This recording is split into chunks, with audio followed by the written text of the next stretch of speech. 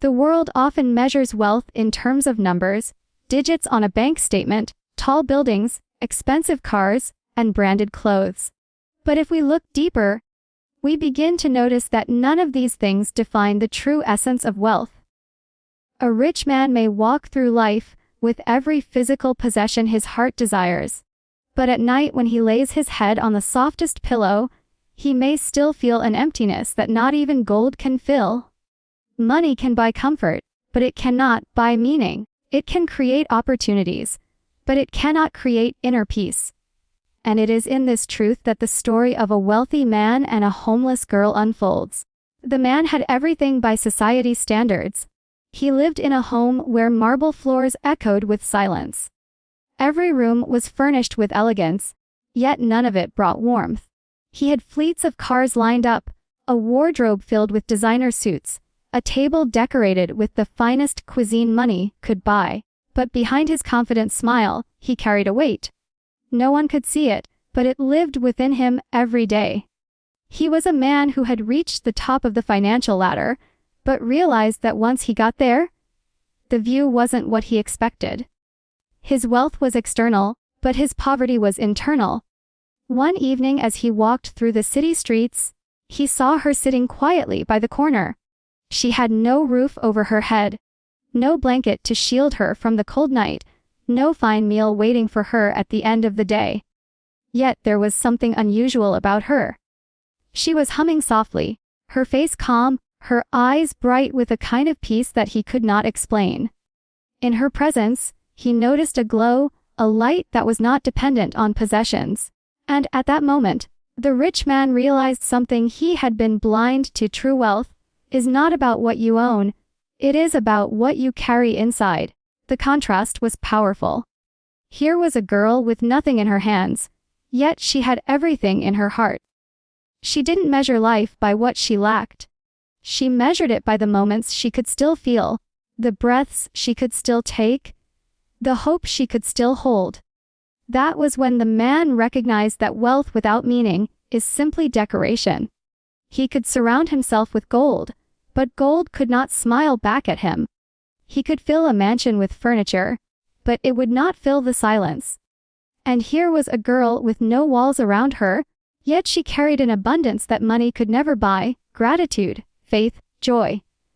He began to see that his negative feelings, the emptiness, the discontent, the silent frustration, came not from the lack of things, but from the lack of connection with what really matters.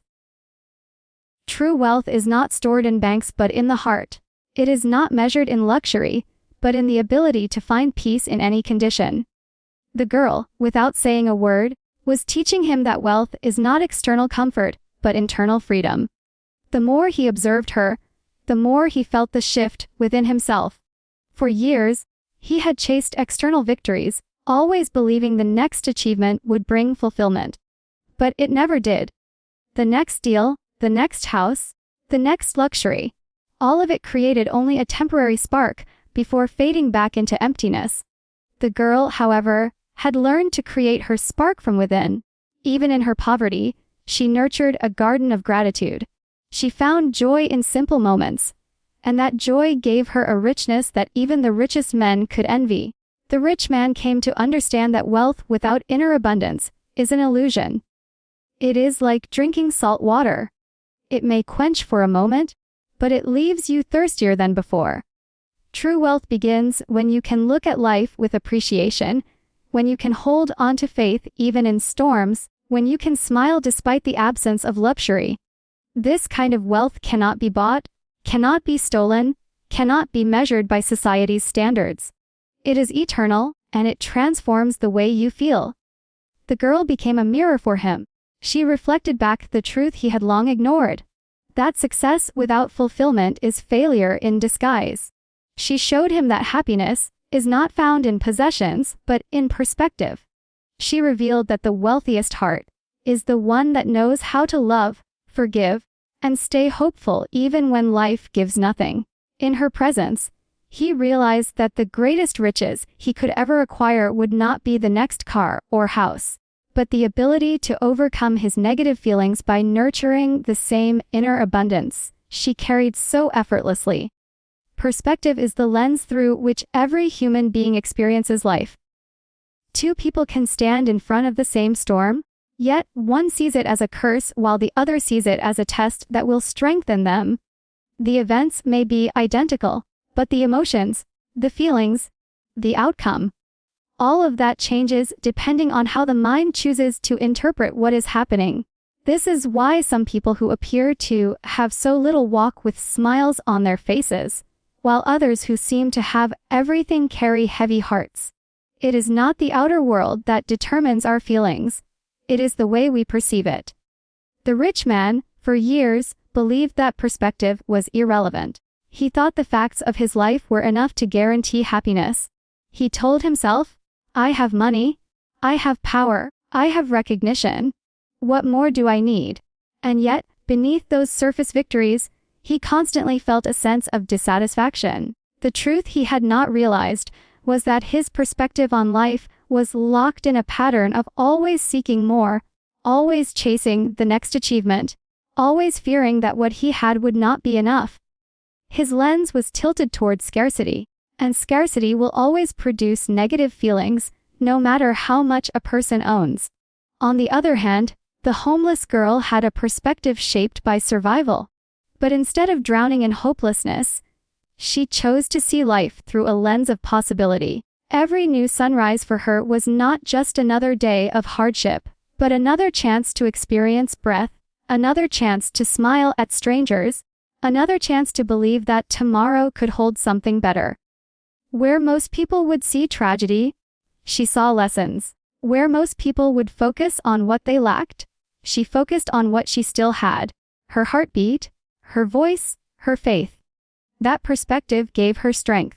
When the man noticed her calmness, her ability to hum softly as if the world had not taken away her spirit, he began to question everything he thought he knew about life. How could someone with nothing appear so full? How could someone who had no safety, no comfort, no stability, sit in peace while he, with all his riches, could not quiet the noise in his own mind? The answer lay in perspective. The girl was not blind to her struggles, but she chose to interpret them differently.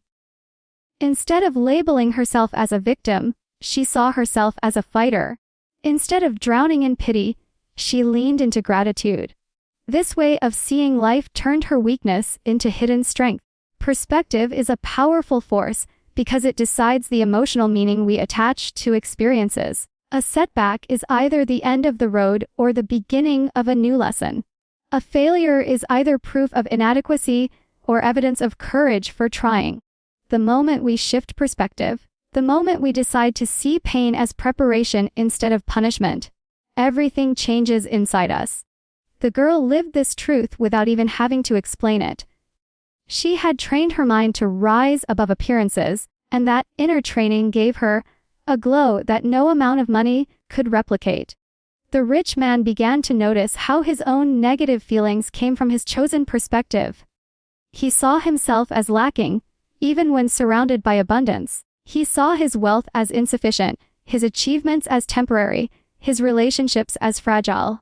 Every interpretation he gave to life carried fear, doubt, or dissatisfaction, and so naturally his heart produced emptiness. But when he looked at the girl, he realized that perspective could turn even the harshest conditions into a form of quiet peace. She was proof that our inner lens is stronger than our outer circumstances. As days passed, he found himself returning to that same corner.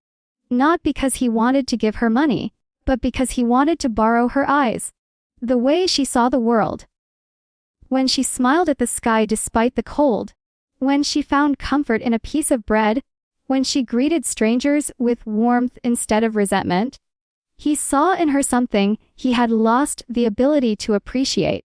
He had allowed his perspective to shrink into a narrow tunnel of expectations and disappointments, while she allowed hers to expand into gratitude and resilience. This realization became a mirror for him. He understood that every negative feeling he carried was not caused by the wealth itself, but by how he looked at it. He had been interpreting wealth as pressure, as responsibility, as fear of losing it. That perspective turned his blessings into burdens. The girl, however, had redefined her situation. She interpreted each day not as suffering but as an opportunity to hold on to dignity and hope. The same world, different lenses, different emotions. Perspective can turn poverty into richness, and it can turn richness into poverty.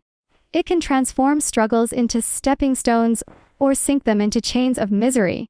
The rich man started to realize that if he could adopt even a fraction of her way of seeing life, he could escape the prison of his own negative feelings. For the first time, he began to understand that the key to emotional freedom was not in adding more to his life, but in shifting how he viewed what was already there. Negative feelings are like invisible chains that wrap themselves around the mind and heart. They are not always loud, they are not always dramatic. Sometimes they creep in quietly, shaping the way a person thinks, distorting the way they see themselves, and limiting what they believe is possible. Anger, fear, guilt, regret, jealousy, insecurity, each one carries a weight. The more a person entertains these feelings, the heavier the weight becomes until the spirit itself feels imprisoned. The rich man lived this reality long before he ever realized it. Surrounded by wealth, admired by society, yet deep inside he was bound by chains he had created with his own thoughts. He feared losing what he had. He doubted whether anyone truly cared for him without his riches.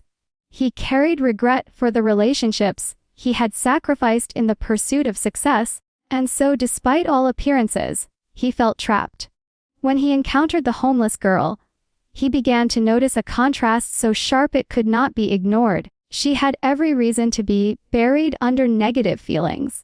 She could have carried bitterness toward life, anger toward society, resentment toward those who walked past her without care. Yet, she did not project those feelings. Instead, she seemed to have freed herself from them. It was not that her life was easier, it was that she had learned not to let her mind be ruled by negativity.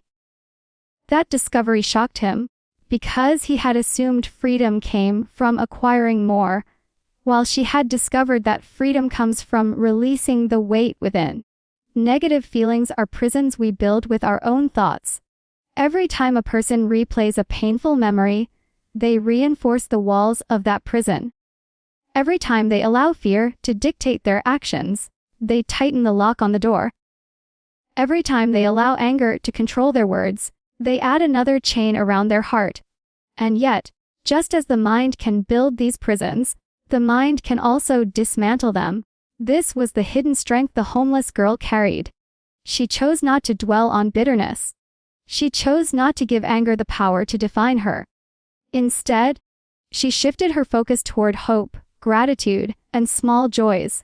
And those choices dissolved the chains that could have easily kept her in emotional captivity. The rich man, by observing her, began to recognize how much of his suffering came from holding on to negative feelings. He saw how often he replayed old betrayals, how he judged others harshly, how he carried resentment even against himself. These habits of thought had become so natural to him that he did not even notice they were shaping his life. He wore expensive clothes, but underneath them he carried invisible weights that no one could see. And then here was a girl with worn-out clothes, but she carried lightness, an inner freedom that radiated in her presence. Breaking the chains of negative feelings is not about denying their existence. Everyone experiences fear, anger, or sadness. The difference lies in whether we allow those feelings to dominate us, or whether we use them as signals to shift our focus. The girl did not ignore her struggles, but she chose not to let them define her. She allowed herself to feel pain, without allowing it to harden her spirit. She felt hunger, but did not let it rob her of gratitude for each meal she received. She felt loneliness, but did not close her heart to kindness. That is the art of breaking free. Recognizing the feeling, but refusing to let it rule the inner world. The rich man began to see how he could do the same. Each negative feeling he carried was an opportunity to shift. Instead of allowing fear of loss to consume him, he could practice trust. Instead of letting regret for the past weigh him down, he could use it as a reminder to cherish the present. Instead of resenting those who misunderstood him, he could focus on compassion. Slowly, he realized that breaking these chains was not about changing the world around him, but about changing the focus within him. The greatest prison is not built of concrete or iron, it is built of emotions left unchecked. And yet, the greatest freedom does not require keys or guards. It begins the moment a person chooses to see beyond negativity. The girl embodied this freedom. She showed him that joy is not the absence of pain, but the presence of perspective. She proved that strength is not about how much a person owns, but about how much they can rise above the emotions that try to pull them down. Her ability to carry peace despite her hardships became a lesson louder than any lecture he had ever heard. The chains of negative feelings do not break all at once. They loosen each time we shift our attention to gratitude, each time we replace resentment with forgiveness, each time we answer fear with courage. The girl had done this quietly in her own way, and that practice gave her a glow of resilience. The rich man realized that he, too, could begin to dismantle the prison he had built for himself. His wealth would not do it. His power would not do it. But his choices could. The moment he understood that negative feelings were not permanent truths, but temporary states he could rise above, he began to see the possibility of freedom within himself. Love does not recognize the labels society places on people. It does not bow to money, titles, or appearances. It does not separate the rich from the poor, the powerful from the forgotten. Love is the great equalizer, the silent force that strips away every illusion and looks directly into the soul. The rich man had lived a life where almost every relationship he encountered was touched by the influence of money. People respected him because of his status, not because of his heart. They admired his success, but few ever truly saw the man behind the success. He had always wondered whether the smiles around him were genuine, or simply a reflection of what he could offer materially. Deep inside, he longed for something pure, a connection untouched by the weight of wealth. When he encountered the homeless girl, he found what he had been unconsciously searching for. She had nothing to gain from him. She did not look at him with envy or expectation. Her eyes did not weigh him down with demands, nor did they measure his worth by the fortune he carried. Instead, when she looked at him, it was as though she saw beyond his suits, his cars, his lifestyle, straight into the part of him that even he had neglected, his spirit. That was when he understood the rare truth that love, in its purest form, ignores the surface and embraces the essence. The girl's presence reminded him of the simplicity of being human. There were no calculations in her, no interest in what she could acquire, no hidden agenda. She carried herself with dignity despite her circumstances, and her dignity was born not from possessions, but from the strength of her soul. When she smiled at him, it was not the smile of someone charmed by power. It was the smile of someone who could see goodness in another human being regardless of the world's labels. That smile, small and genuine, carried more value to him than all the false praise he had collected in the halls of success. Love has a way of disarming defenses. For years, the rich man had worn layers of protection. He built walls around himself, convinced that the only way to preserve his fortune and his image was to never reveal his vulnerability. Yet in front of this girl, those walls began to crack. She did not ask for his wealth, she did not even acknowledge it, and because of that, he felt something he had not felt in years: freedom. He realized he could simply exist in her presence without needing to prove anything. That sense of freedom is what love creates. It allows a person to be seen not for their image, but for their essence. The girl, though homeless, radiated something greater than comfort, unconditional acceptance. She was not blinded by what he had, nor was she blinded by what she lacked. She simply met him in the middle, on the common ground of being human. And in that moment, the difference between wealth and poverty dissolved. Love stripped away the illusions, and revealed that beneath the layers, every soul seeks the same thing: to be seen, to be valued, to be understood. The rich man began to reflect on how many people he had overlooked in his life because of his own judgments.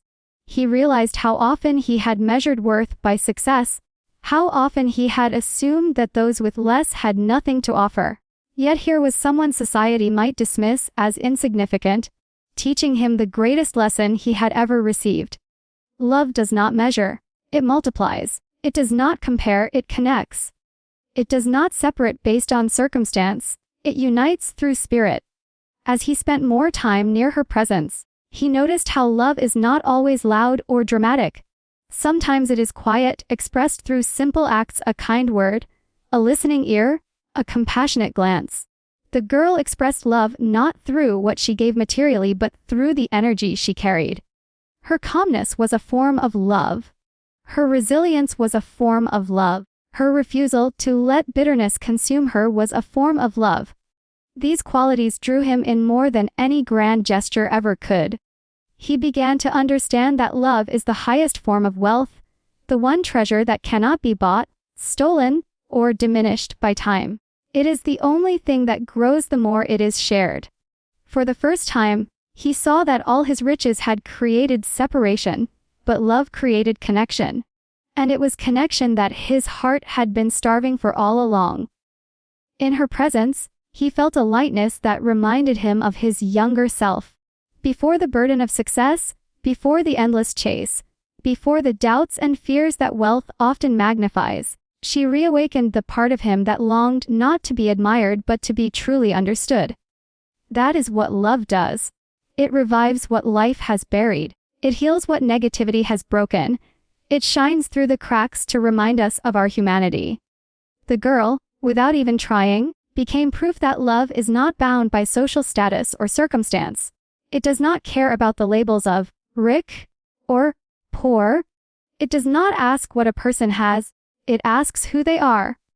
And once the rich man recognized this, he saw that the power of love was greater than any fortune he could build. Love had the ability to soften his negative feelings, to shift his perspective, to break his chains, and to reveal the truest form of wealth. A wealth that could never be lost, because it resided in the soul, not in the bank.